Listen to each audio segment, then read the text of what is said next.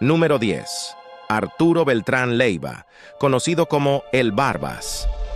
Nacido en 1961 en Badiraguato, Sinaloa, Beltrán Leiva se crió en una familia profundamente involucrada en el narcotráfico. Desde joven se vio inmerso en este mundo oscuro, aprendiendo los negocios desde abajo, pero con la ambición de llegar a la cima. Durante los años 90, Arturo y sus hermanos comenzaron a ganar notoriedad como una facción ferozmente leal del Cártel de Sinaloa, liderado en aquel entonces por Joaquín El Chapo Guzmán. Sin embargo, no pasó mucho tiempo antes de que los Beltrán Leiva decidieran tomar su propio camino y fundar su propio cártel, dando lugar al temido cártel de los Beltrán Leiva. Arturo, conocido por su brutalidad y tácticas implacables, asumió el liderazgo del cártel. Bajo su mando, el cártel se expandió rápidamente, tomando el control de importantes rutas de tráfico de drogas hacia Estados Unidos y estableciendo una red de corrupción y violencia que se extendió por todo México. El Barbas no solo se distinguía por su habilidad para manejar el negocio del narcotráfico, sino también por su crueldad. Era conocido por eliminar a cualquier enemigo o traidor sin piedad, utilizando métodos extremadamente violentos para enviar un mensaje claro a sus rivales y a las autoridades. Uno de los momentos más oscuros de su carrera fue cuando orquestó el asesinato de Edgar Eusebio Millán Gómez, el jefe de la Policía Federal de México en 2008. Este asesinato desató una guerra feroz con el gobierno mexicano, que se intensificó en los años siguientes. La vida de Arturo Beltrán Leiva llegó a un violento final en diciembre de 2009, cuando fue abatido durante un operativo militar en Cuernavaca, Morelos. Su muerte marcó un punto de inflexión en la guerra contra el narcotráfico en México, desatando una violenta disputa por el control del cártel y provocando una serie de venganzas y asesinatos. Número 9. Griselda Blanco, conocida como la madrina de la cocaína. Amigos de Narcopatía, prepárense para conocer a una mujer que llevó la crueldad a otro nivel en el mundo del narcotráfico, una de las figuras más temidas de la historia del crimen organizado. Si pensaban que el narcotráfico era solo cosa de hombres, Griselda vino a demostrar que las mujeres también podían ser despiadadas y poderosas.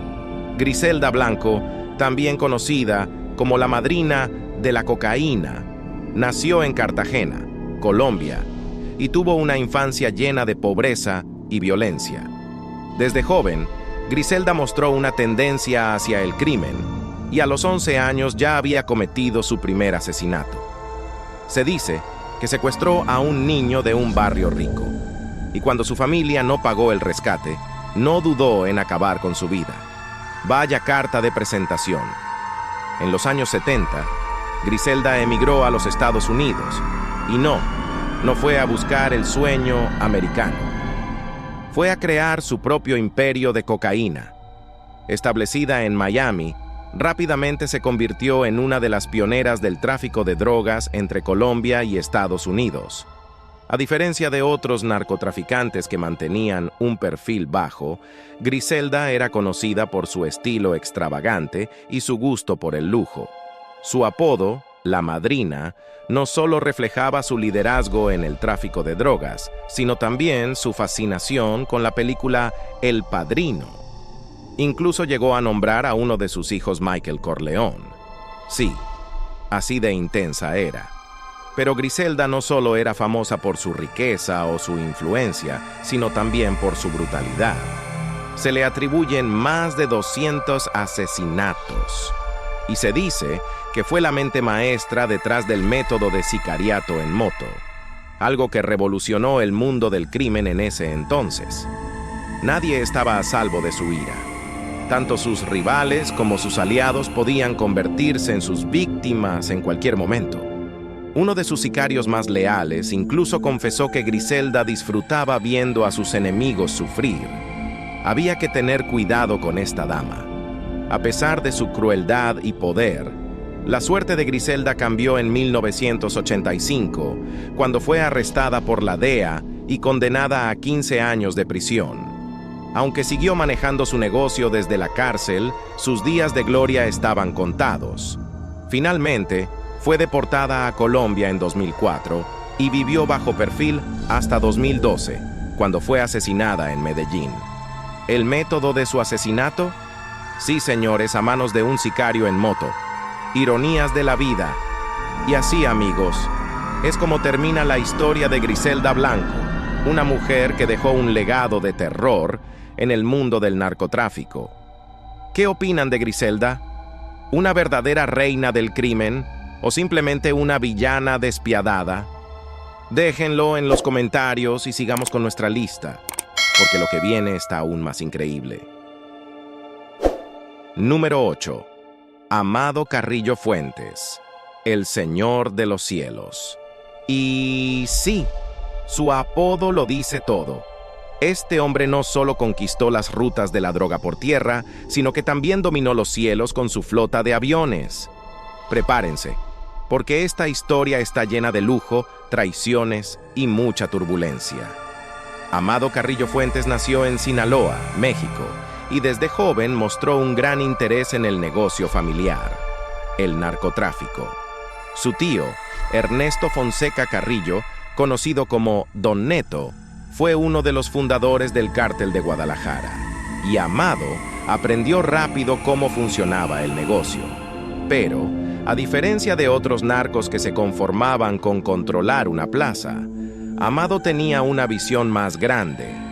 Quería ser el rey de los cielos. En la década de los 90, Amado Carrillo se hizo con el control del Cártel de Juárez, y aquí es donde su historia realmente despega.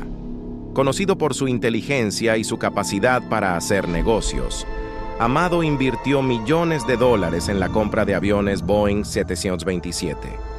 ¿Su objetivo? Transportar enormes cantidades de cocaína desde Colombia hasta México y de ahí a los Estados Unidos.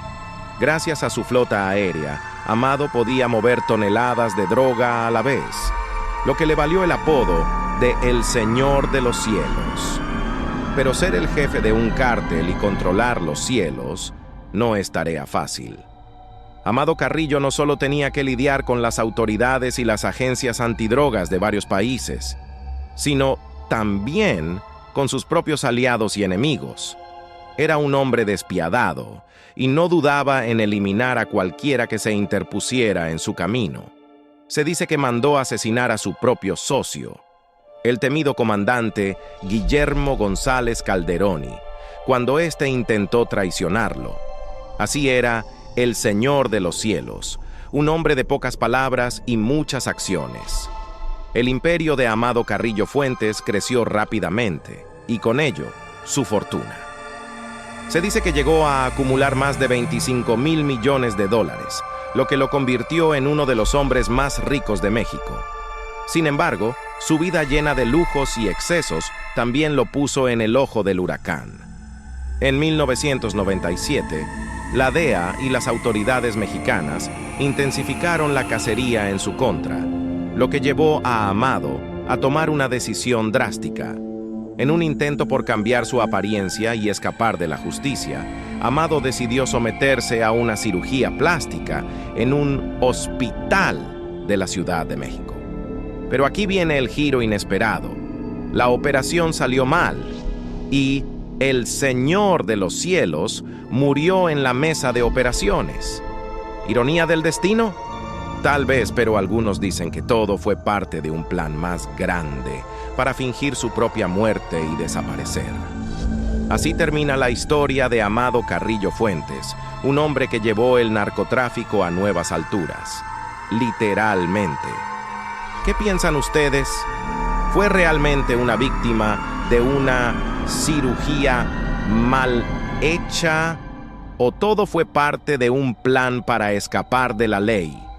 Dejen sus teorías en los comentarios y no se despeguen de Narcopatía, que lo que viene les va a dejar sin aliento. Número 7. Rafael Caro Quintero. el príncipe del narcotráfico. Rafael Caro Quintero nació en una familia humilde en Sinaloa, México. Como muchos otros narcos de su generación, comenzó en el negocio de las drogas desde muy joven.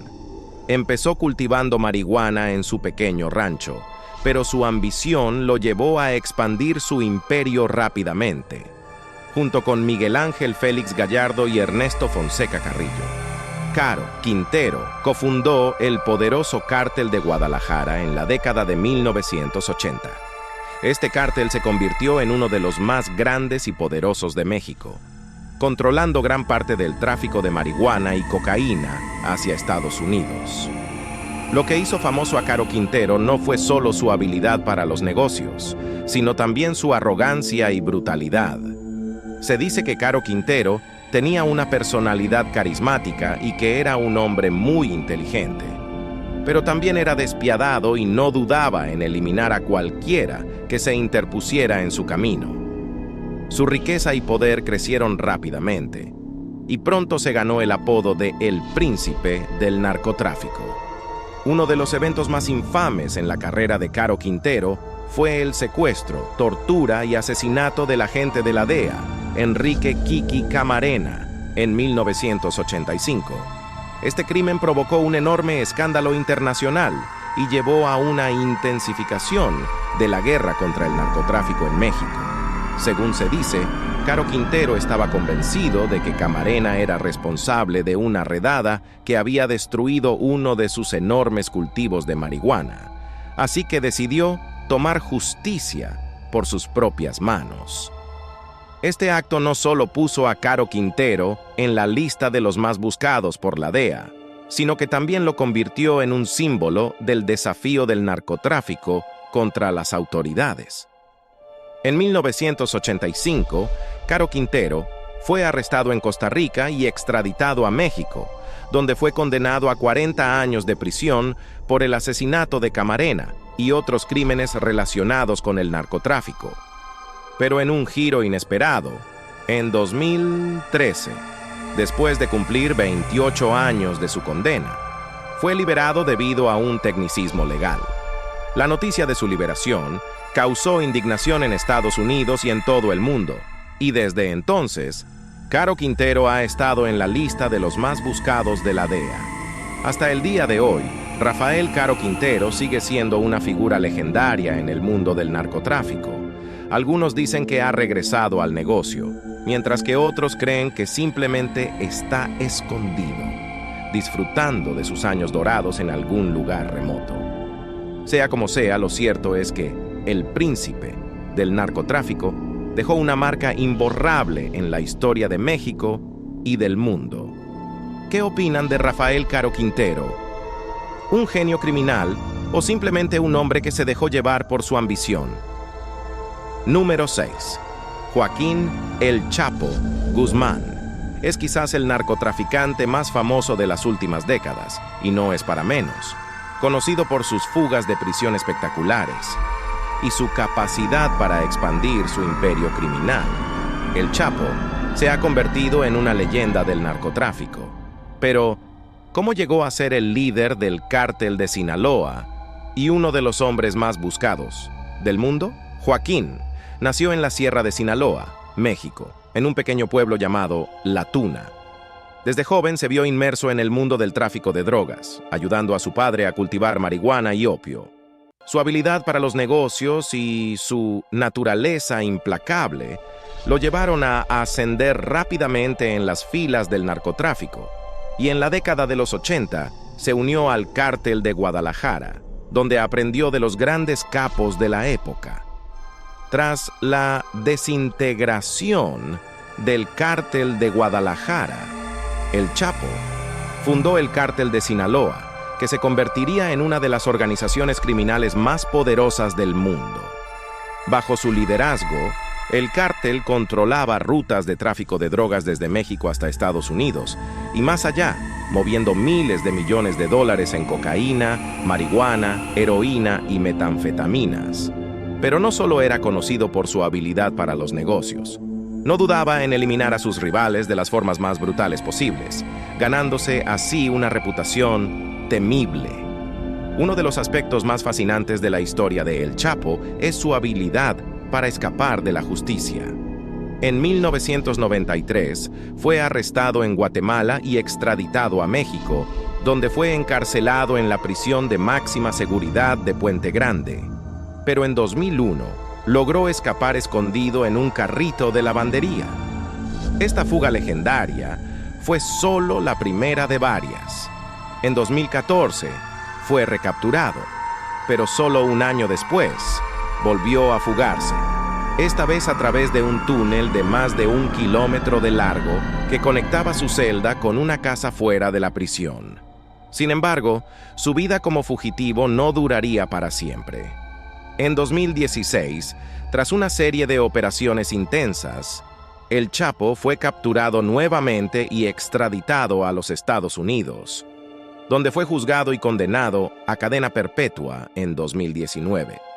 Hoy en día, se encuentra en una prisión de máxima seguridad en Colorado, conocida como la Alcatraz de las Montañas Rocosas. A pesar de estar tras las rejas, la figura de Joaquín El Chapo sigue siendo un símbolo del poder y la corrupción que rodean al narcotráfico. Su historia es un recordatorio de que, en el mundo de las drogas, la caída puede ser tan rápida como el ascenso. ¿Qué opinan de la historia de El Chapo?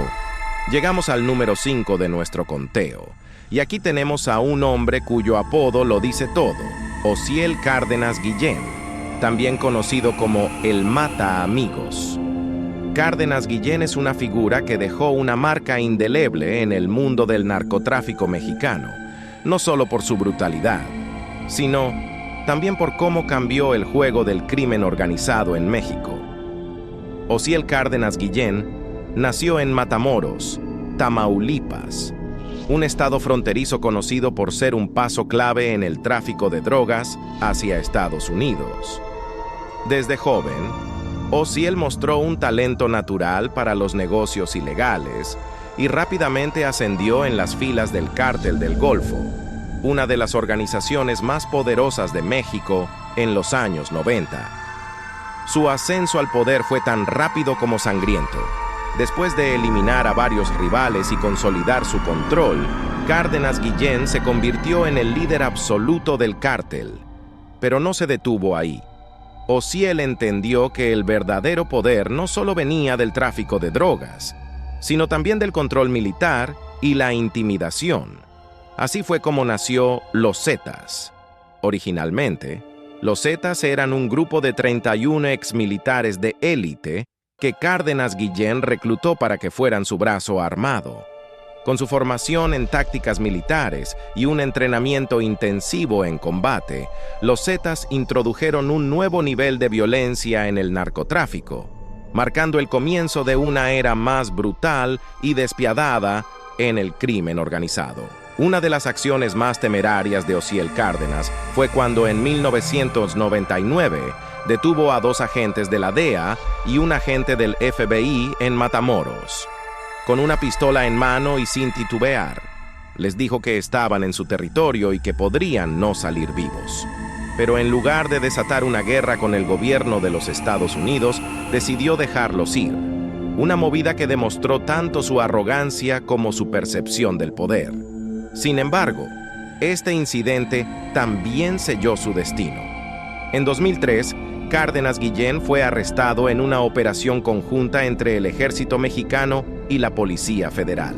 Pero incluso tras las rejas, su influencia no disminuyó. Desde la prisión, continuó manejando las operaciones del Cártel del Golfo y de los Zetas, hasta que en 2007 fue extraditado a los Estados Unidos, donde fue condenado a 25 años de prisión. El legado de Osiel Cárdenas Guillén es uno de violencia extrema y de la militarización del narcotráfico. Su creación, los Zetas, eventualmente se separaría del Cártel del Golfo y se convertiría en uno de los cárteles más temidos de México. Hoy en día, aunque Cárdenas Guillén está tras las rejas, las ramificaciones de su reinado continúan sintiéndose en México y más allá. ¿Qué piensan de El Mata Amigos? ¿Fue un genio criminal o simplemente un hombre que llevó el narcotráfico a un nivel de violencia nunca antes visto?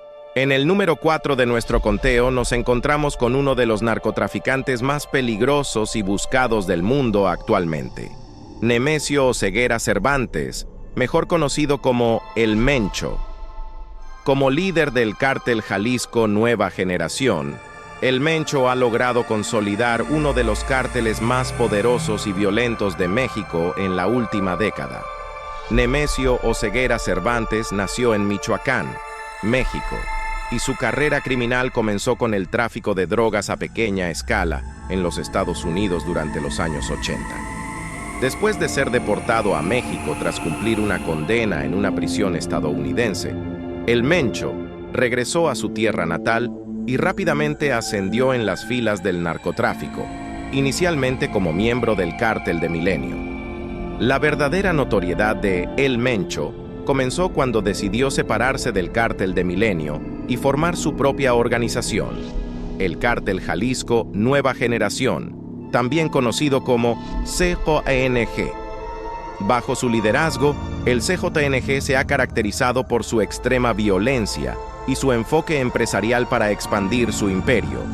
Han utilizado tácticas brutales para consolidar el control de rutas de tráfico de drogas clave en todo México y para establecer su influencia en mercados internacionales. El Mencho no solo ha sido conocido por su habilidad para dirigir operaciones de narcotráfico, sino también por su capacidad para adaptarse y sobrevivir en el peligroso mundo del crimen organizado.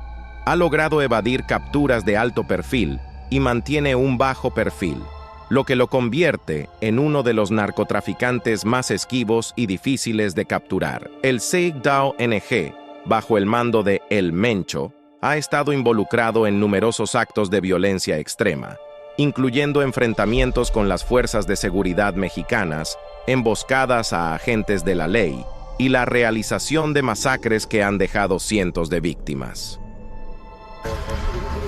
¡Pura gente del señor Mencho! ¡Pura gente del señor Mencho! ¡Pura gente del señor Mencho! ¡Pura gente del señor Mencho!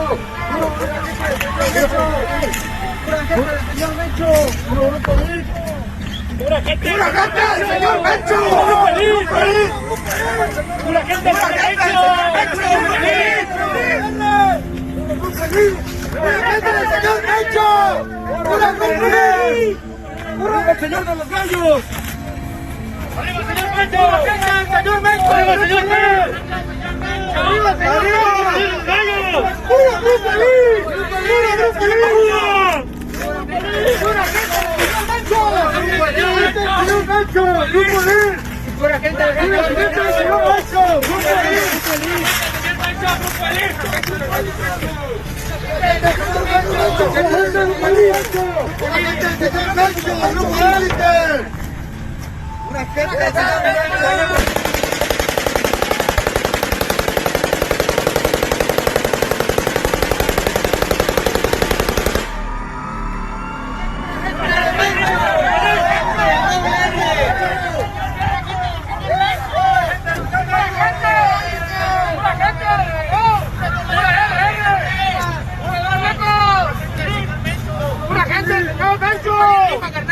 ¡Aquí andamos echándole ganas! ¡Con el favor! ¡Letras! ¡Pura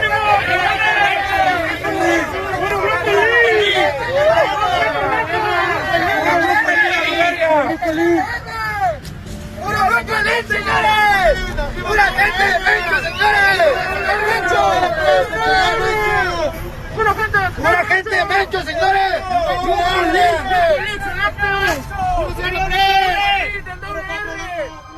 Este nivel de brutalidad ha llevado a El Mencho a ser uno de los hombres más buscados por las autoridades mexicanas y estadounidenses, con recompensas multimillonarias ofrecidas por información que lleve a su captura. A pesar de la intensa persecución, El Mencho sigue operando desde las sombras, manteniendo su control sobre el CJNG y expandiendo su alcance a través del comercio de drogas sintéticas como el fentanilo y las metanfetaminas. Su capacidad para adaptarse a las cambiantes dinámicas del narcotráfico y su disposición a emplear tácticas extremas para proteger su imperio lo han consolidado como uno de los narcotraficantes más peligrosos de todos los tiempos.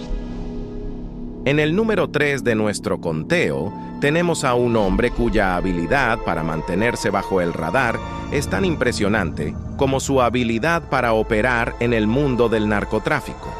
Estamos hablando de Ismael El Mayo Zambada, un nombre que infunde respeto y temor en igual medida. A diferencia de muchos de sus contemporáneos, El Mayo ha logrado algo que pocos en el mundo del narcotráfico pueden presumir: mantenerse fuera del alcance de las autoridades durante décadas. Desde la década de los 80, Zambada ha sido un jugador clave en el comercio de drogas en México, trabajando inicialmente con el Cártel de Guadalajara y luego convirtiéndose en uno de los líderes principales del poderoso Cártel de Sinaloa. Mientras otros narcotraficantes cayeron en desgracia, ya sea por la violencia, las traiciones o las capturas, Zambada ha demostrado ser increíblemente hábil para navegar los peligrosos mares del narcotráfico. Ha mantenido un perfil bajo, rara vez siendo visto en público y siempre moviéndose con extrema precaución. A diferencia de Joaquín El Chapo Guzmán, su socio en el Cártel de Sinaloa, El Mayo, nunca buscó la fama. Su estrategia siempre ha sido la discreción. Evita los enfrentamientos directos con las autoridades y prefiere los sobornos y la influencia para mantener sus operaciones funcionando sin problemas. Esta táctica ha permitido que el Cártel de Sinaloa, bajo su liderazgo, se convierta en una de las organizaciones de narcotráfico más poderosas del mundo.